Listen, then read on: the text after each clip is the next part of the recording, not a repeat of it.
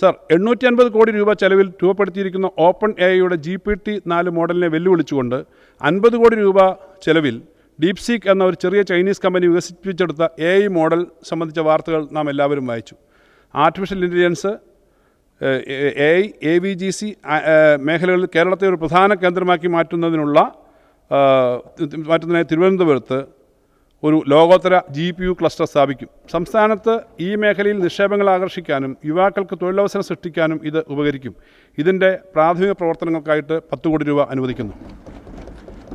Sir, agentic hackathon വിവിധ മേഖലകളിൽ നിർമ്മിത ബുദ്ധിയുടെ ഉപയോഗം സാധ്യമാക്കുന്ന സാങ്കേതികവിദ്യ ഏജൻറ്റിക് AI വികസിപ്പിക്കുന്നതിന് ദേശീയ തലത്തിൽ ഒരു ഏജൻറ്റിക് ഹാക്കത്തോൺ സംഘടിപ്പിക്കും.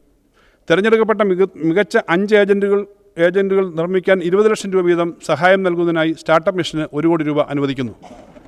Freedom square. സർ, വിവിധ കോളേജുകളിൽ പ്രവർത്തിക്കുന്ന ഇന്നൊവേഷൻ ആൻഡ് എൻ്റർപ്രണർഷിപ്പ് ഡെവലപ്മെൻറ്റ് സെൻറ്ററുകളെ ജില്ലാതലത്തിൽ കോർത്തിണക്കി ഇൻ്റർ ഡിസിപ്ലിനറി സഹകരണം സാധ്യമാക്കുക എന്ന ലക്ഷ്യത്തോടെ കേരള സ്റ്റാർട്ടപ്പ് മിഷൻ ആവിഷ്കരിക്കുന്ന പുതുതലമുറ പരീക്ഷണ തൊഴിൽശാലകളാണ് ഫ്രീഡം സ്ക്വയർ. ഈ പദ്ധതി എല്ലാ ജില്ലകളിലും നടപ്പിലാക്കുന്നതിന് 2 കോടി രൂപ വകയിരുത്തുന്നു. ചെറുപട്ടണത്തിലെ സംരംഭകർ.